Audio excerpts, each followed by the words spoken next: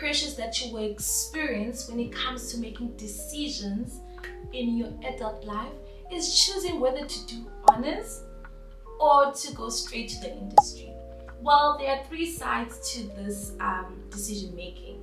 Number one is to do honors right after your undergrad, to do honors while you are working, or to just save honors for the further away future, or never even do it at all. And in today's video, we will talk about all of those routes. Let's talk about it. Hi guys, my name is Abongile Muya and I am a computer science and a business computing student studying at this university, and I am doing my final year.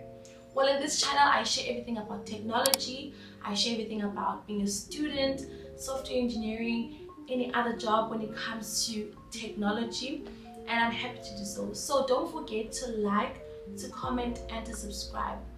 Also, tell your friends to tell their friends that Abongile is the girl. Okay, first things first. What is honors? How to qualify for honors? What does doing honors entail? And do you even need to do honors? Honors is a postgraduate qualification that you do after your undergrad qualification or after you obtain your undergrad qualification. So it is usually just 1 year, but then if you want to do it part-time, it can take you 2 years. When you are doing honors, you get to focus or specialize to what you want to specialize in. Suppose you're doing honors in information systems, because if I were to do honors, that's what I would do honors in, but that's besides the point. Suppose you want to do honors in information systems, you get to specialize in fintech, cybersecurity, project management, BA roles, but you get to actually just put magnifying glasses on these topics, because yes, in your undergrad qualification, you did touch on them, but you did not focus on them. So you get to literally zoom into these specializations. So that's what honors is. The second question that you might have would be, okay, so how do you qualify for honors? Well, that depends on your university. When it comes to UCT, how you qualify for honors, let me talk about. Okay, it depends on two things. It depends on the university and also the program that you're applying to. So when it comes to information systems, you need to have obtained, I think, 70% or 65% and above your third year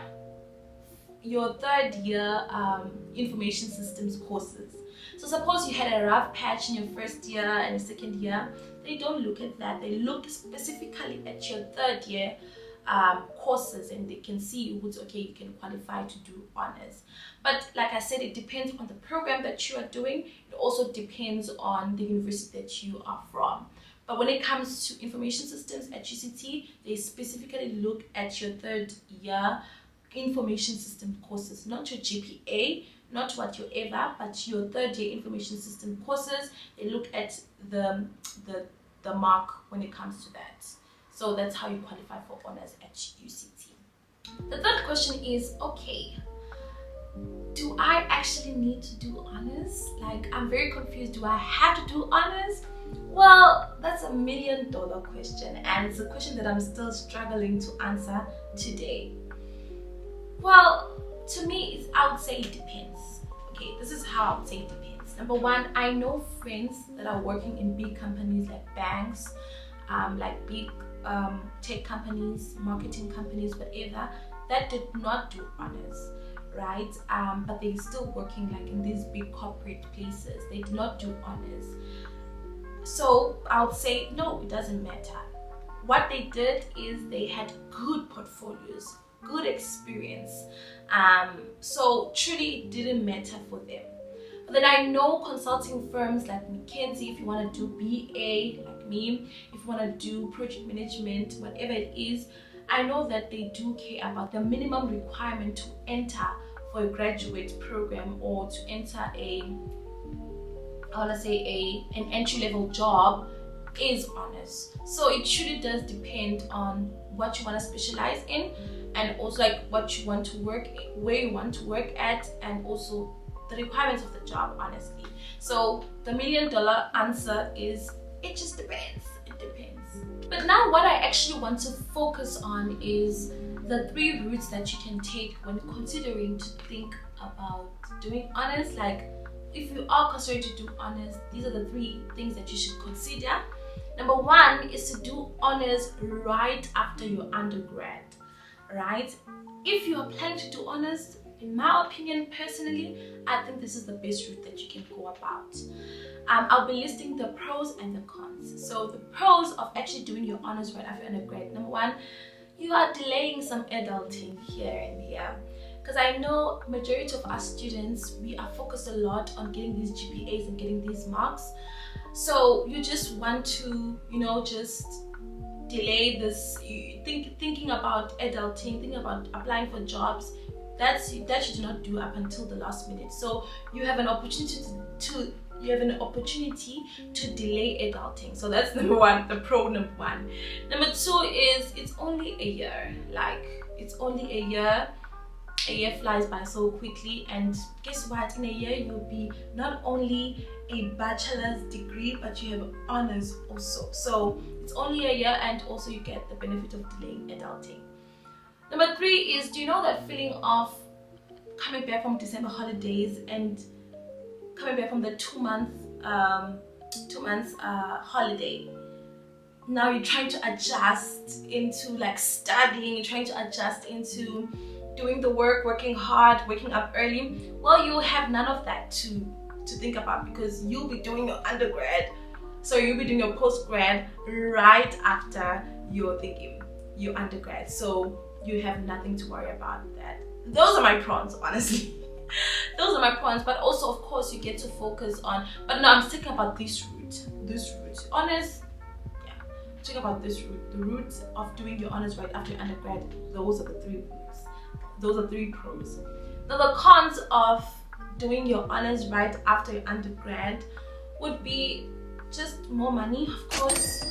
Undergrad, postgrad, you all have to pay for those things. So more costs, more money, and you get to be a broke student once again. If you were, you get to be a broke student once again. But one thing that I want to focus on when it comes to doing your honors is, in the job market, you are 1 year behind your peers. That's one thing that you should also think about, is that you are 1 year behind your peers. And surprisingly, even with your honors degree, you still get to, you still choose to do entry-level jobs. You still need to apply for entry-level jobs, especially if you don't have any experience. You have to apply for entry-level jobs. So Mina, a person who never did honors and already done the entry-level jobs, I get some benefits nyana than you who just did your honors and now you also have to apply for entry-level jobs.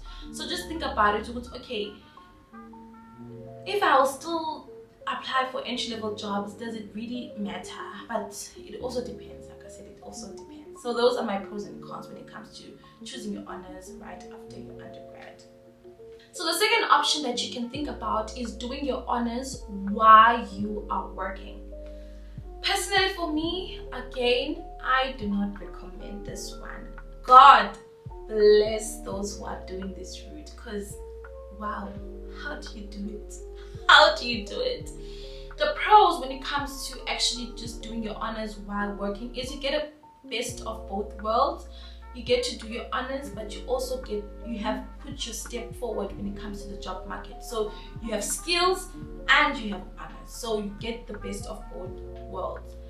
Number 2 is, the good thing is they do accommodate for this kind of people, where there is a 2-year program where you guys have your own schedule and how your deliverables, I'm assuming. So yeah, they've accommodated for the working people. So that's a pro. That is just not the same with the people who are not working while you're doing honors.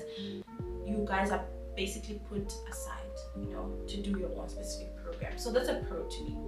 Well, the cons of doing honors while working is school alone is too much. So now imagine putting work there. Like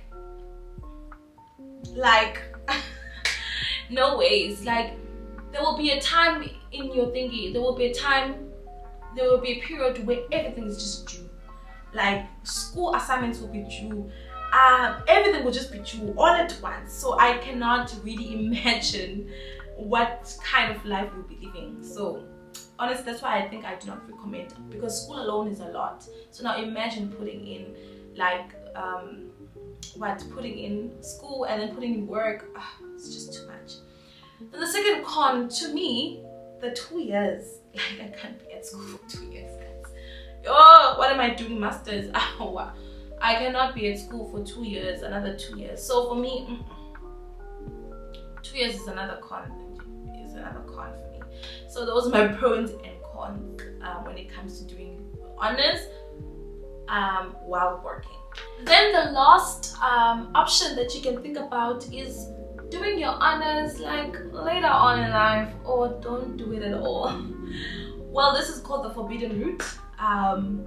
Yeah, I don't know if I recommend or don't recommend, but let's look at the pros and the cons when it comes to doing your honors later on in life. Number one, you get to build your portfolio right away. You get to build your experience, your portfolio right away. So when by the time that you actually just in the job market, yeah, you are there.